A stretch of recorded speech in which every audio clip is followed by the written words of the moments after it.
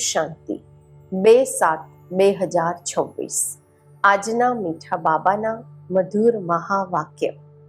મીઠા બાળકો, તમે વિકારોનું દાન આપી દો તો રાહુનું ગ્રહણ ઉતરી જશે. દે દાન તો છૂટે ગ્રહણ. પ્રશ્ન છે, વૃક્ષપતિ બાપ પોતાના ભારતવાસી બાળકો પર બૃહસ્પતિની દશા, ગુરુની દશા બેસાડવા માટે કઈ સ્મૃતિ અપાવે છે? ઉત્તર છે, હે ભારતવાસી બાળકો, તમારો આદિ સનાતન દેવી દેવતા ધર્મ અતિ શ્રેષ્ઠ હતો. તમે સર્વગુણ સંપન્ન, 16 કળા સંપૂર્ણ હતા. તમે મુજ સાગરના બાળકો કામ ચિતા પર બેસી કાળા થઈ ગયા છો. ગ્રહણ લાગી ગયું છે. હવે હું તમને ફરીથી ગોરા બનાવવા આવ્યો છું. આ સ્મૃતિ આવવાથી બૃહસ્પતિની દશા બેસી જાય છે. ગીત છે, ઓમ નમઃ શિવાય. ઓમ શાંતિ. આ કોની મહિમા સાંભળી? બેહદના બાપની. ઊંચથી ઊંચ બાપ પરમ પિતા પરમાત્મા જ છે. લૌકિક બાપના માટે તો બધા નહીં કહેશે. બાળકો જાણે છે, બધી આત્માઓના પારલૌકિક બાપ એ છે ઊંચથી ઊંચ. એમનું નામ જ છે શિવ. વગર નામ રૂપના તો કોઈ વસ્તુ હોતી નથી. આ સમયે બધાને રાહુનું ગ્રહણ લાગેલું છે. એટલે આને આયરન એજેડ વર્લ્ડ કહેવામાં આવે છે. દશાઓ પણ હોય છે. બૃહસ્પતિની દશા એટલે કે ગુરુની દશા, શુક્રની દશા, શનિની દશા. હવે તમારા ઉપર છે ગુરુની દશા, જેની મહિમા સાંભળી ઊંચથી ઊંચ ભગવાન શિવ બાબા. એમનું અસલ નામ છે શિવ. બાકી અલગ અલગ અનેક નામ રાખી દીધા છે. અસલ નામ છે શિવ બાબા. બાપ સમજાવે છે, હું બીજ રૂપ ચૈતન્ય છું. સતચિત્ત કહે છે. પછી કહે છે તે સુખના સાગર છે, આનંદ શાંતિના સાગર છે. મહિમા બધી એ એકની જ છે. ભારતવાસી મહિમા ગાય છે, પરંતુ સમજતા કંઈ પણ નથી. એકદમ પથ્થર બુદ્ધિ થઈ ગયા છે. પથ્થર બુદ્ધિ કોણે બનાવ્યા? રાવણે. સતયુગમાં ભારતવાસી પથ્થર પારસ બુદ્ધિ હતા. આજથી 5000 વર્ષ પહેલા આ ભારત પારસપુરી હતું, જેમાં દેવી દેવતાઓ રહેતા હતા. ભારત જ અવિનાશી ખંડ ગાવામાં આવેલું છે. ભારતમાં જ પારસ બુદ્ધિ દેવતા હતા. આ સમયે પથ્થર બુદ્ધિ પતિત રહે છે. પતિત કેવી રીતે બને છે આ પણ બાપે સમજાવ્યું છે. દ્વાપરથી જ્યારે કામ ચિતા પર બેસે છે તો કાળા બની જાય છે. કામ અગ્નિમાં બધા ભસ્મ થઈ ગયા છે. એમાં પણ ખાસ ભારતની વાત છે. ભારતમાં પારસ બુદ્ધિ દેવતાઓનું રાજ્ય હતું. એને વિષ્ણુપુરી રામ રાજ્ય પણ કહેવામાં આવતું હતું. આ બાપ આવીને બતાવે છે, મીઠા મીઠા લાડલા બાળકો, જ્યારે તમે સતયુગમાં હતા, સર્વગુણ સંપન્ન હતા. આ તમારી મહિમા છે. ત્યાં વિકાર હોતા નથી. દ્વાપરથી રાવણ 5 વિકારોનું રાજ્ય શરૂ થયું છે. તો રામ રાજ્ય બદલાઈને રાવણ રાજ્ય થાય છે. અત્યારે ગ્રહણ લાગેલું છે. બિલકુલ જ ભારત કાળું થઈ ગયું છે. ગુરુની દશા બૃહસ્પતિની દશા સૌથી સારી હોય છે. ભારત પર ગુરુની દશા સતયુગમાં હતી. પછી ત્રેતામાં શુક્રની દશા તો 2 કળા ઓછી થઈ ગઈ. એને કહેવામાં જ આવે છે સિલ્વર એજ. પછી દ્વાપર કળિયુગ આવ્યું, સીડી ઉતરતા આવ્યા, શનિચરની દશા થઈ. કળિયુગ આવ્યું એટલે આત્માની ઉપર શનિની દશા બેસી ગઈ. આ સમયે બધા પર રાહુની દશા છે. સૂર્યને ગ્રહણ લાગે છે તો કહે છે દે દાન તો છૂટે ગ્રહણ. દાન આપવાથી ગ્રહણ ઉતરે છે. હવે રૂહાની બાપ બાળકોને સમજાવે છે આ છે રૂહાની જ્ઞાન. આ કોઈ શાસ્ત્રોનું જ્ઞાન નથી. શાસ્ત્રોના જ્ઞાનને ભક્તિ માર્ગ કહેવામાં આવે છે. સતયુગ ત્રેતામાં ભક્તિ હોતી નથી. જ્ઞાન અને ભક્તિ પછી છે વૈરાગ, એટલે કે આ જૂની દુનિયાને છોડવાની હોય છે. આ છે શુદ્ર વર્ણ. વિરાટ રૂપ બતાવે છે. બ્રાહ્મણ, દેવતા, ક્ષત્રિય, વૈશ્ય, શૂદ્ર. આ ભારતની જ કહાની છે. વિરાટ રૂપ પણ બનાવે છે, પરંતુ પથ્થર બુદ્ધિ સમજતા નથી. પથ્થર બુદ્ધિ કેમ છે? કારણ કે પતિત છે. ભારતવાસી જ પારસ બુદ્ધિ હતા, સંપૂર્ણ નિર્વિકારી હતા. આજથી 5000 વર્ષ પહેલા ભારત સ્વર્ગ હતું, બીજો કોઈ ખંડ નહીં હતો. આ બાપ સમજાવે છે. આ રાજ્યો કોણ શીખવે છે? શિવાચાર્ય. આ છે જ્ઞાનના સાગર. કોઈ મનુષ્યને જ્ઞાનના સાગર, સર્વના પતિત પાવન નથી કહી શકતા. સર્વના લિબરેટર એક જ બાપ છે. બાપ પોતે જ આવે છે દુઃખમાં રાવણથી લિબરેટ કરવા, પછી ગાઈડ બનીને લઈ જાય છે. એમને રૂહાની પંડા કહેવામાં આવે છે. બાપ કહે છે હું તમારી સર્વ આત્માઓનો પંડો છું, બધાને પાછા લઈ જઈશ. મારા જેવું ગાઈડ કોઈ હોતું નથી. કહે પણ છે ગોડફાધર ઇઝ લિબરેટર, ગાઈડ બ્લિસફુલ. ભગવાન એ છોડાવવા વાળા છે, મુક્તિ આપવા વાળા છે, રસ્તો બતાવવા વાળા છે, દયા કરવા વાળા છે, વરદાન આપવા વાળા છે, બધાના ઉપર રહેમ કરે છે. કારણ કે બધા સાગરના બાળકો કામ ચિતા પર બેસીને બળી મર્યા છે. એમાં પણ ખાસ ભારતની વાત છે. બાપ કહે છે તમે 16 કળા સંપૂર્ણ નિર્વિકારી હતા. હવે કામચિતા પર બેસી તમે શું બની ગયા છો? અત્યારે ફરી બાપ આવ્યા છે. વૃક્ષપતિ બાપ આવીને મનુષ્ય માત્ર પર બૃહસ્પતિની દશા એટલે કે ગુરુની દશા બેસાડે છે. ખાસ ભારત આમ વિશ્વ પર આ સમયે રાહુનું ગ્રહણ લાગેલું છે. બાપ કહે છે હું જ આવીને ભારતની ખાસ દુનિયાની આમ ગતિ સદગતિ કરું છું. તમે અહીંયા આવ્યા છો પારસ બુદ્ધિ બનવા. મોસ્ટ બિલવડ બાપ થયા, સૌથી પ્યારા મીઠા બાપ થયા. બધા આશિકોના માશુક એક જ છે. બધા નેશનમાં લિંગ જરૂર બનાવે છે,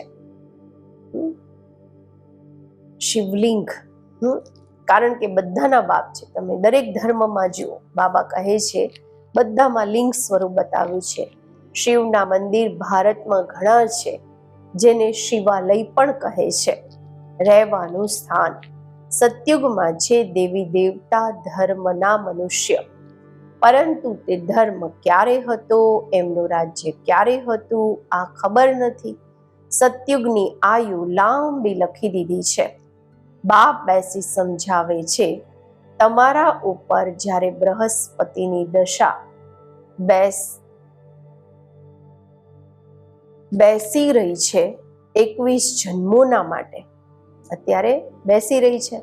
વૃક્ષપતિ છે જ્ઞાનના સાગર, પતિ પાવન, જેમને બધા બોલાવે છે. તું માત પિતા હમ બાલક તેરે, બધી એમની મહિમા કરે છે.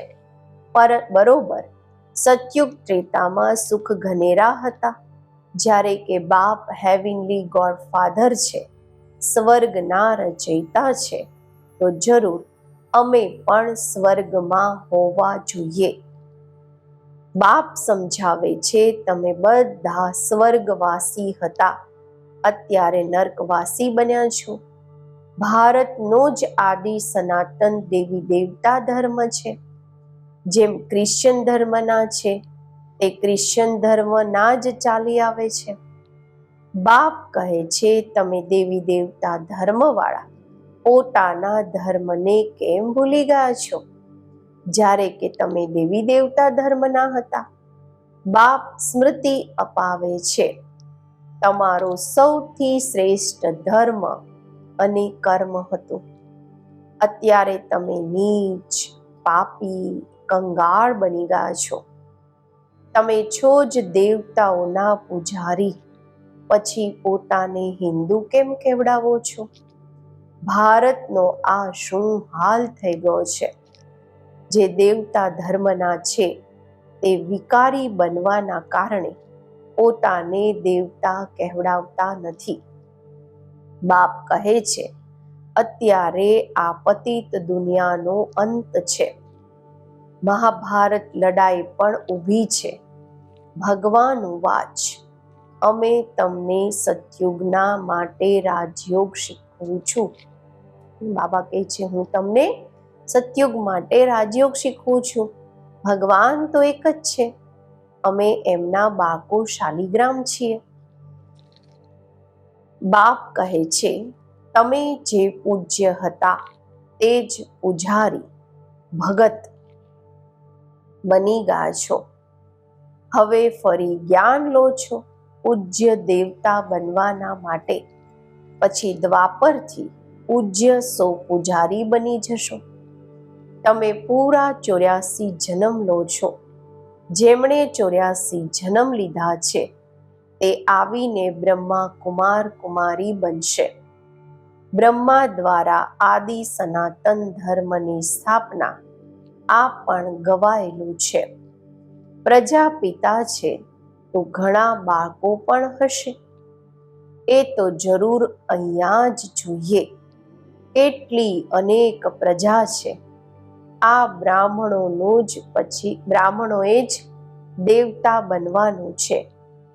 બાપ આવીને શૂદ્રથી બદલીને બ્રાહ્મણ ધર્મની સ્થાપના કરે છે. આ સંગમ યુગ પર જ આદિ સનાતન દેવી દેવતા ધર્મની સ્થાપના થાય છે. આ છે કલ્યાણકારી સંગમ યુગ. આ લડાઈને જ કલ્યાણકારી કહેવામાં આવે છે.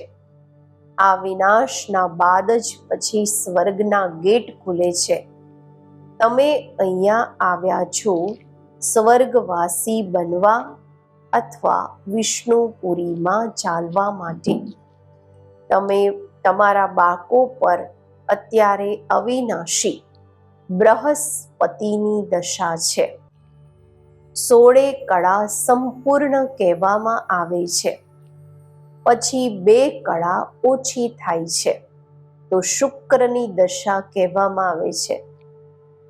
સતયુગમાં ગુરુની દશા, ત્રેતામાં શુક્રની દશા. સતયુગમાં ગુરુની દશા છે, પછી ત્રેતામાં શુક્રની દશા. પછી નીચે ઉતરતા આવો છો, દ્વાપરમાં મંગળની દશા અને કળિયુગમાં શનિચરની રાહુની દશા પણ થાય છે. જન્મ જન્માંતર ઉલટી દશાઓ ફરતી આવી છે. હવે બાપ દ્વારા બૃહસ્પતિની દશા બેઠી છે. આ છે બેહદના બાપ, જ્ઞાનના સાગર, પતિત પાવન. એ જ તમારા બાપ પણ છે, શિક્ષક પણ છે, સદગુરુ પણ છે. બાકી બધા છે જૂઠા, કોઈની સદગતિ કરી નથી શકતા. આને કહેવામાં આવે છે વિશસ વર્લ્ડ, વિકારી દુનિયા. એ છે વાઇસલેસ વર્લ્ડ, નિર્વિકારી દુનિયા. હવે વિશસ વર્લ્ડમાં બધા ખૂબ દુઃખી છે. લડાઈ, મારામારી, શું શું થઈ રહ્યું છે. આને કહેવામાં આવે છે ખૂને નાહે ખેલ. એનો અર્થ છે વગર કોઈ દોષ શું શું કરતા રહે છે. જેનો કોઈ દોષ નથી એને પણ ભોગવવું પડે છે. આને કહેવામાં આવે છે ખૂને નાહે ખેલ. એક જ બોમ્બ એવો ફેંકશે જે જટ આ બધા ખલાસ થઈ જાય. આ એ જ સંગમ યુગનો સમય છે. તમે તમારા દેવતાઓના માટે નવી દુનિયા જોઈએ તો અત્યારે બાપ કહે છે મીઠા મીઠા બાકો મન મના ભવ. આ કયા બાપે કહ્યું? શિવ બાબાએ. તે તો છે નિરાકાર. આમ તો નિરાકાર તો તમે પણ છો, પરંતુ તમે પુનર્જન્મમાં આવો છો. હું નથી આવતો. આ સમયે બધા પતિત છે, એક પણ પાવન નથી. પતિત બનવાનું જ છે. સતો રજો તમોમાં ઉતરવું પડે. આ સમયે આખું ઝાડ જળજડીભૂત અવસ્થાને પામેલું છે. દુનિયા બિલકુલ જૂની થઈ ગઈ છે. હવે ફરીથી એને નવી બનાવવી પડે. પતિત દુનિયામાં જુઓ મનુષ્ય કેટલા છે. પાવન દુનિયામાં ખૂબ થોડા રાજ્ય કરે છે. એક જ ધર્મ હતો, બીજો કોઈ ધર્મ નહીં હતો. ભારતને જ હેવિન કહેવામાં આવે છે. ગાવામાં આવે છે ઘટમાં જ સૂર્ય, ઘટમાં જ ચંદ્રમા. સતયુગમાં 9 લાખ હશે, પાછળ પછી વૃદ્ધિ થાય છે. પહેલા ખૂબ નાનું ફૂલોનું ઝાડ હોય છે. કાંટોનું આટલું મોટું જંગલ છે. દિલ્હીમાં મુગલ ગાર્ડન જુઓ કેટલું સારું છે. અત્યારે એને અમૃત ઉદ્યાન નામ આપવામાં આવ્યું છે. રાષ્ટ્રપતિ ભવનની અંદર છે. એનાથી મોટું કોઈ ગાર્ડન નથી. જંગલ જુઓ કેટલું મોટું હોય છે. સતયુગી ગાર્ડન પણ ખૂબ નાનું છે. પછી વૃદ્ધિને પામતા પામતા મોટું થતું જાય છે. અત્યારે તો કાંટાઓનું જંગલ થઈ ગયું છે. રાવણના આવવાથી કાંટા બની જાય છે. આ છે કાંટાઓનું જંગલ. આપસમાં લડે છે તો એકબીજાને મારે છે. બાબા કહે છે કેટલો ક્રોધ છે. બંદરથી પણ બદતર, વાંદરાઓથી પણ જાય એવા કહેવામાં આવે છે. તો બાપ કહે છે મારા લાડલા બાકો, તમારી ઉપર અત્યારે વૃક્ષપતિની દશા છે. હવે દે દાન તો છૂટે ગ્રહણ. સંપૂર્ણ નિર્વિકારી અત્યારે અહીંયા બનવાનું છે. પછી આ શરીર છોડી જઈને શિવાલયમાં આવી જશો. શિવાલયમાં ખૂબ સુખ હોય છે. દેવી દેવતાઓનું રાજ્ય છે. સતયુગને કહેવામાં આવે છે શિવાલય. કળિયુગને કહેવામાં આવે છે વેશ્યાલય. આ વેશ્યાલય રાવણે સ્થાપન કર્યું છે. હવે બાપ કહે છે પતિતથી પાવન બનવું છે. કેવી રીતે બનશો? શું ત્રિવેણીમાં, ગંગામાં સ્નાન કરવાથી પાવન બની જશો? આ તો જન્મ જન્માંતર કરતા આવ્યા છો. કરોડો મનુષ્ય જઈને સ્નાન કરે છે. ખૂબ નદીઓ, નાળાઓ, તળાવ વગેરે છે. જ્યાં પાણી જુએ છે જઈને સ્નાન કરે છે. કારણ કે પોતાને પતિત સમજે છે. હવે પારસનાથ તમારી બુદ્ધિ પારસ બનાવી રહ્યા છે. તો એવા પારસનાથ બાપને કેટલા પ્યારથી યાદ કરવા જોઈએ. અચ્છા, મીઠા મીઠા સિકી લધા બાકો પ્રત્યે માત પિતા બાપ દાદાના યાદ પ્યાર અને ગુડ મોર્નિંગ. રૂહાની બાપના રૂહાની બાળકોને નમસ્તે. રૂહાની બાળકોના રૂહાની બાપને નમસ્તે. ધારણા માટે મુખ્ય સાર. પહેલું છે, આ કાંટાઓની દુનિયાથી ફૂલોના બગીચામાં જવાના માટે જે પણ કાંટા છે, વિકાર છે, એને કાઢી દેવાના છે. પારસ બનાવવા વાળા બાપને ખૂબ પ્યારથી યાદ કરવાના છે. બીજું, આ કલ્યાણકારી સંગમયુગ પર શુદ્રથી બ્રાહ્મણ દેવતા બનવાનો પુરુષાર્થ કરવાનો છે. રાહુના ગ્રહણને ઉતારવાના માટે વિકારોનું દાન આપવાનું છે. આજનું વરદાન. સંગમયુગ પર દરેક કર્મ કળાના રૂપમાં કરવા વાળા 16 કળા સંપન્ન ભવ. સંગમયુગ વિશેષ કર્મરૂપી કળા બતાવવાનો યુગ છે. જેમનું દરેક કર્મ કળાના રૂપમાં હોય છે, એમના દરેક કર્મનું કે ગુણોનું ગાયન હોય છે. 16 કળા સંપન્ન એટલે કે દરેક ચલન સંપૂર્ણ કળાના રૂપમાં જોવામાં આવે. આ સંપૂર્ણ સ્ટેજની નિશાની છે. જેમ સાકારના બોલવા ચાલવામાં બધામાં વિશેષતા જોઈ તો આ કળા થઈ. ઉઠવા બેસવાની કળા, જોવાની કળા, ચાલવાની કળા હતી. બધામાં ન્યારાપણું અને વિશેષતા હતી. તો એવા ફોલો ફાધર કરી 16 કળા સંપન્ન બનો. સ્લોગન છે, પાવરફુલ એ છે જે તરત પારખીને ફેંસલો કરી લે. અવ્યક્ત ઈશારા, જ્વાળા સ્વરૂપ સ્થિતિમાં રહી શક્તિશાળી યાદનો અનુભવ કરો. તમારા બાળકોનો યોગ જ્યારે જ્વાળા સ્વરૂપ શક્તિશાળી હશે, ત્યારે પવિત્રતાની અગ્નિ સેકન્ડમાં વિશ્વના કચરાને ભસ્મ કરી શકશે. પવિત્રતાની આ શક્તિ મહાન શક્તિ છે.